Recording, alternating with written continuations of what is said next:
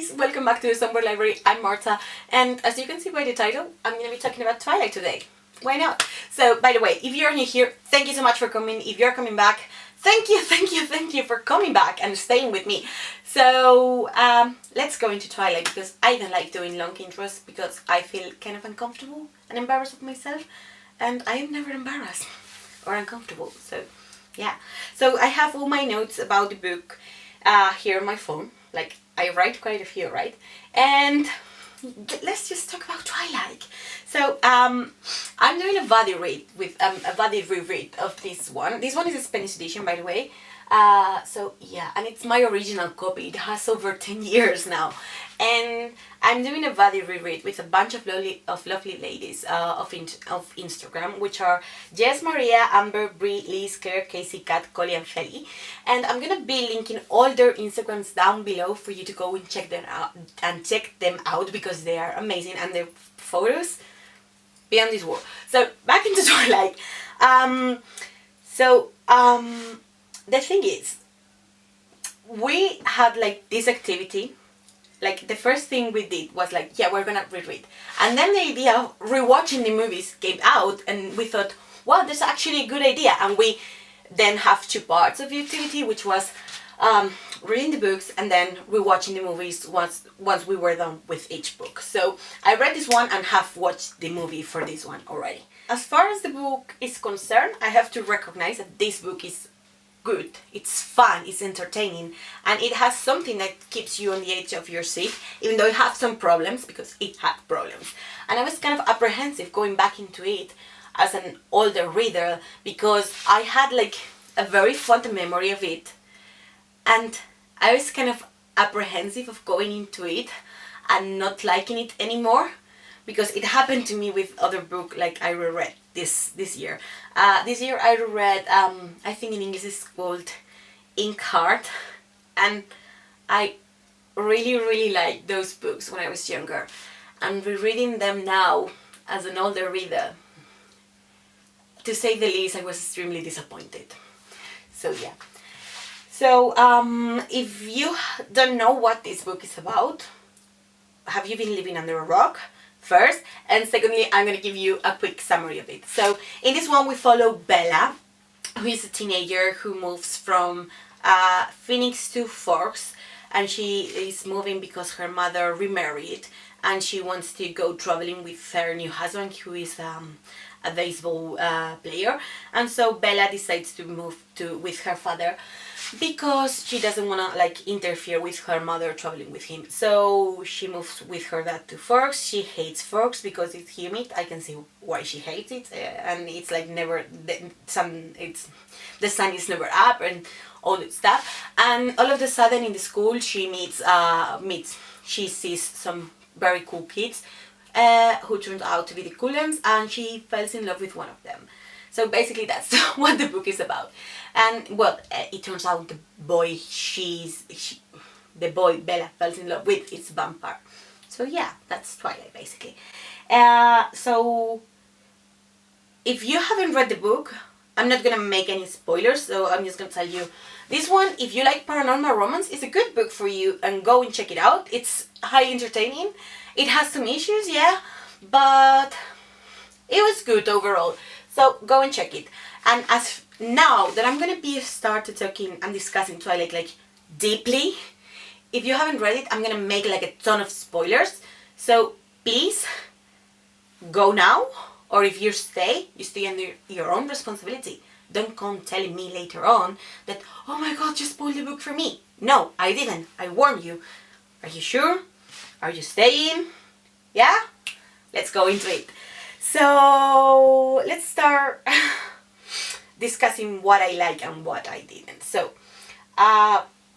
what I liked the most about this book was actually the writing, which surprised me. I mean, I like the writing. It's not like reading Patrick Rothfuss, of course, but I like it because it's like really appropriate to the target public the book is thinking for. Like, this book, I think it's YA, and when you're a teenager, you don't want to read something overly complicated. So I think as the writing is quite simple, sentences are quite simple and quite well structured, you can like get many information from the book without actually having to think a lot.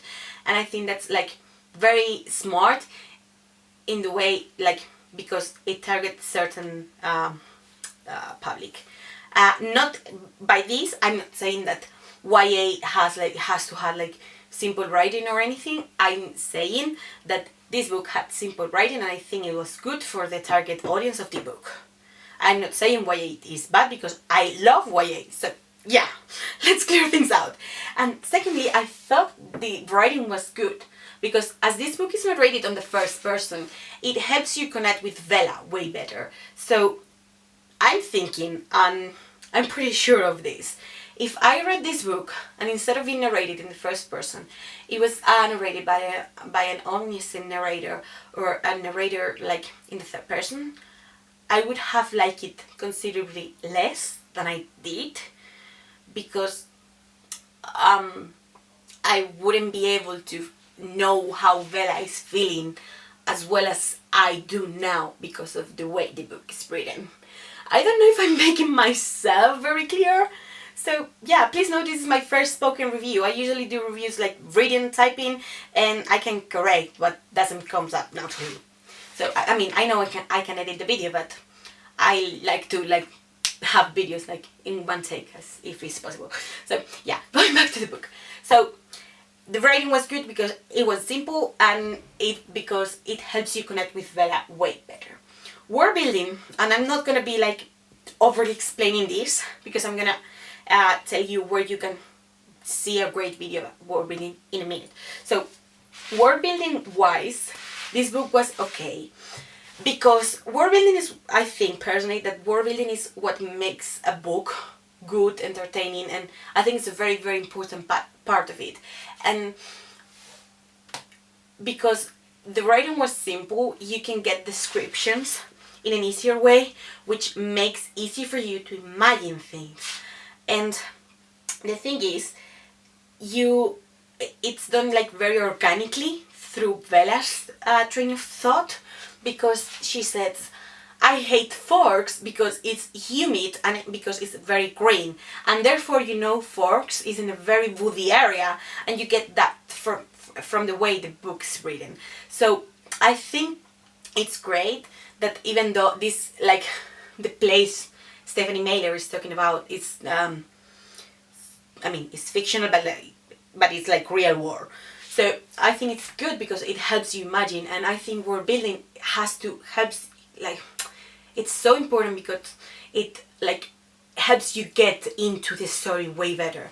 And what I mean to say is that you should go and check Larabar Club explanation on world building, because it's way better than mine. But the thing is, if you get the magic system, and in this case the vampire way of living, explain it in a good way, the world building of the book will be way better than if you just get pages and pages and pages talking and building the world. Like, some fantasies have that, some sci-fis have that, some are good, some are not. Like, I can come with a very good example of both of those. So world building that it's done through pages and pages and pages that I really like is actually Red Rising by Pierce Brown.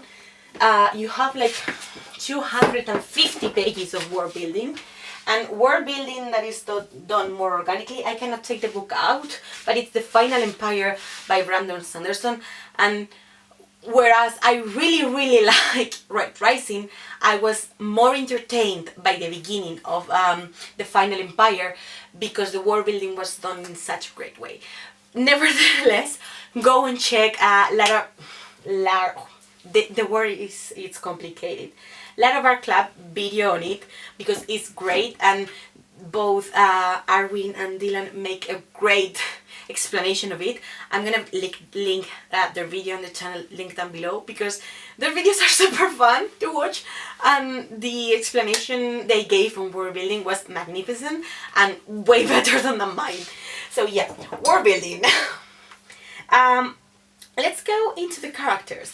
Characters are also very, very important part of books, And I think secondary characters have a very important role in books, which I think in this one was completely forgotten.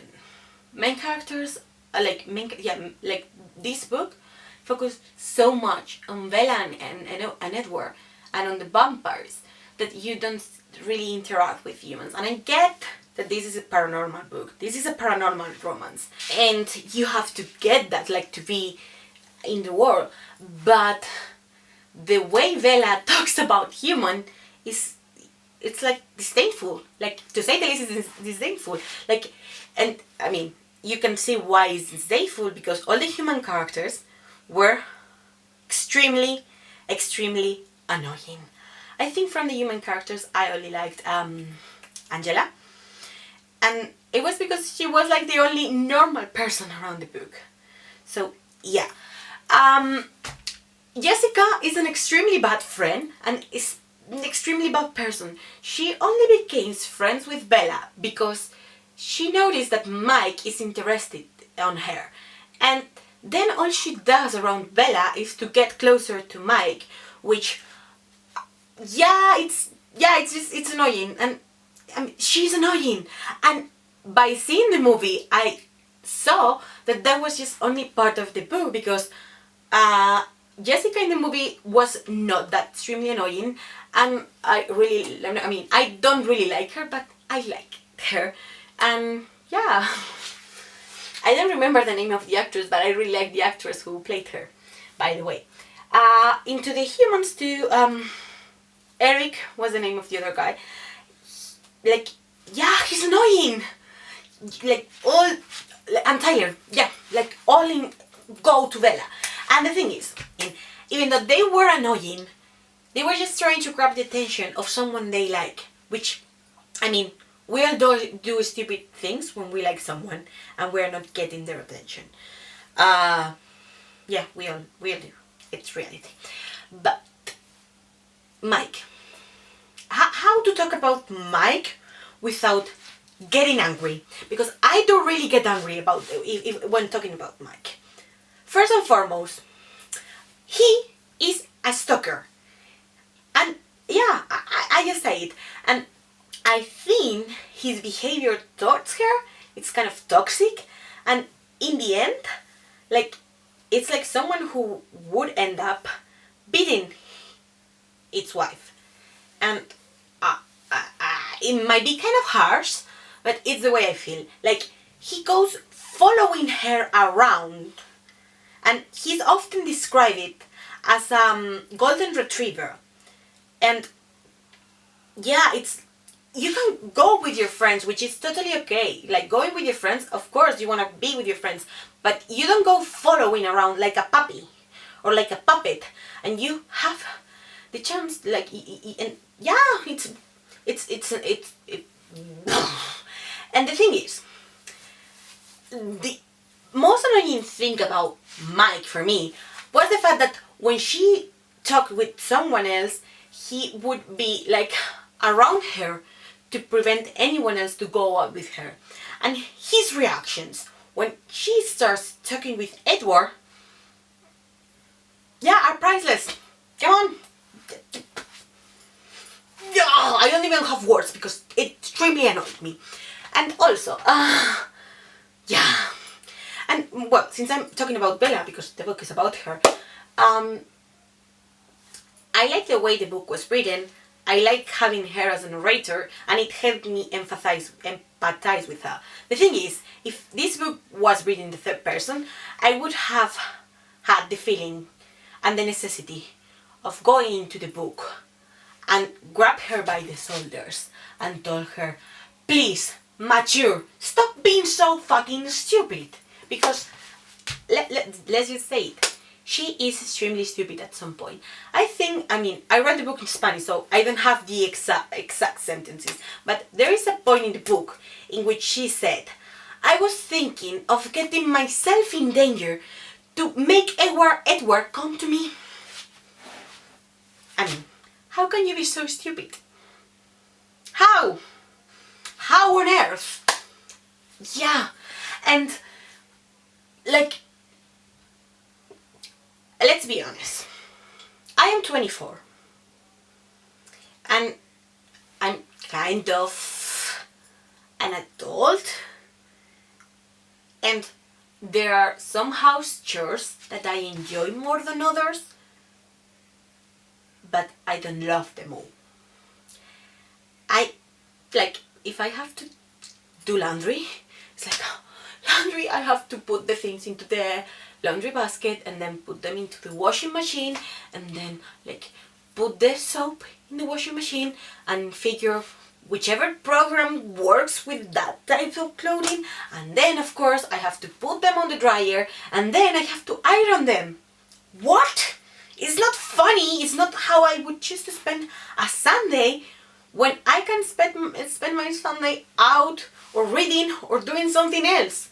And I mean, she goes into her father's home like he's useless, which if I were Charlie, I would be extremely annoyed by her, by the way, because it's like telling him, oh my god, you are so useless that I have to do everything for you. I have to cook for you, I have to do laundry for you, I have to clean the house for you, I have to do grocery shopping for you. And who enjoys the grocery shopping? I enjoy the part of being in the supermarket because I like to go and check all the candies, but I hate the fact that I have to go from my house to the shop, then have to go through the aisles in the shop. And of course, I hate putting things in the bag, going back to my car, and driving back to my home. That extremely annoys me. And cooking, yeah, it's kind of okay, but you cannot enjoy all of your house chores. Let's be real. Who at 17 did any of those? I mean, of course you clean up your room, you eventually help with something at home, but it was not something you choose to do willingly. It was done because your parents or whoever was in charge told you to do so. Let's be real. So yeah, and she behaves so old. And I get that she's mature and she's trying to be portrayed as an old soul so she can fit better with Edward, but you cannot be that old at 17. It's impossible. I'm sorry, it's impossible. Edward. I like him, but I think it is because I like how the book was written and how Bella portrayed him. So yeah, that happened. So yeah, no, the thing is, I like Edward, but it annoys me that he's oh, I'm so dangerous. I'm extremely dangerous. I'm bad for you. No, stay away from me. But he's always around her. Yeah. And yeah, the rest of the vampires, yeah, they were fine. I like Alice. I always did like Alice. And I really like Jasper. I think he's the most normal one for a vampire. Yeah, I really like Jasper. What else did I want to talk about? Oh, yeah. So, plot-wise, the book was entertaining, yeah.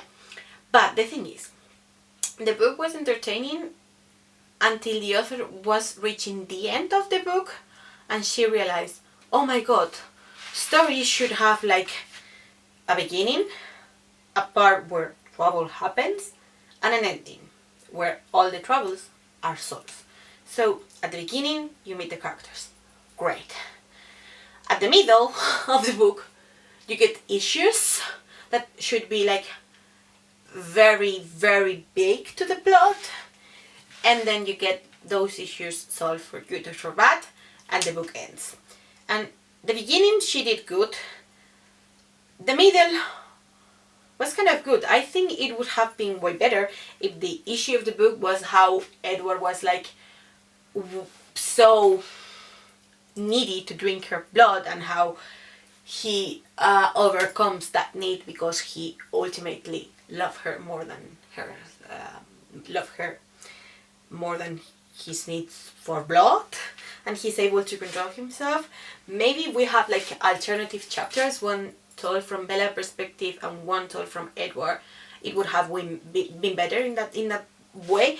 But the thing is, as Stephanie Mailer was like reaching the 400-page mark, she realized, oh my god, I don't have a villain! Let's introduce one into the book. And she put James, Victoria, and the other one, I don't remember his name.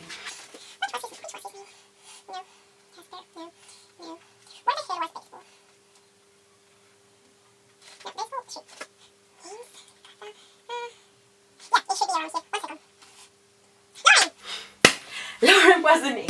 Sorry. So, don't fall. So, Lauren, which is a character which was completely useless, didn't bring anything to the plot, just drop a few lines, then disappear. So, James and Victoria are not good villains, because you don't get, like, I think a villain is good when you can understand his motives and you can understand why he is the way he is. And you, like, I think a bad villain is one in which you just get, this guy is a villain just because he's a villain, because he's evil and he's the ultimate evil. And I think that's something that improved on later books in the saga, but I will tell you when I reread. The thing is, James is just bad and just want to drink Bella's blood, just because. And I think the problem erased from nowhere the solving of the problem. You know this thing in literature that they call Deus Ex Machina, which means that problems are solved just because the author needs them to be solved, and because it was like he doesn't know how to end it, like he ended like in a lazy way. And I think the ending of this book was extremely lazy. I think if Victoria and James would have appeared around half of the book instead of when we did, and you get more from them, you could have understand their motives better, and everything would have been way better. So yeah, the ending was lazy. Yeah, as for the movie, I remember liking the movie when I was younger, but I realized this movie, I'm not an expert, and maybe I'm not like the right person to say this because my editing is not that pro or anything, but I'm guessing that if you're into movies and into cinema, and if you're an expert, you probably agree with me. The thing is, I think this movie was shot in a very weird way, and it was dizzying at times, because there were some scenes in which the camera was like whew, whew, whew, and it was wow, like when you're talking with someone over like in Skype or in FaceTime and they are like walking, that's dizzying. It was the same feeling watching the movie. And also I was extremely annoyed, but I realized that it's something from movies from that like early 2008 to 2012 or so. It was like very common to have scenes with very close-up scenes with the faces of the characters that were changing in the dialogue. And there is this scene in which which is added actually, it's not like in the book, and they are going into a school trip to a greenhouse, I believe, and Bella and Edward are talking when they go out, and so she's like, I don't know why you saved me if you want me dead so badly, and he's like, if that's what you think, you're completely wrong. I didn't want you dead. And the camera goes like from her face, like from her face to his face, and it's like dizzying in every single way. And yeah, that's pretty much all my thoughts and feelings about Twilight in this reread rewatch. Please let me know if you like this kind of videos so I make more of them. If you don't, please let me know too so I don't make any more. And that's all. See you in the next video. Bye bye.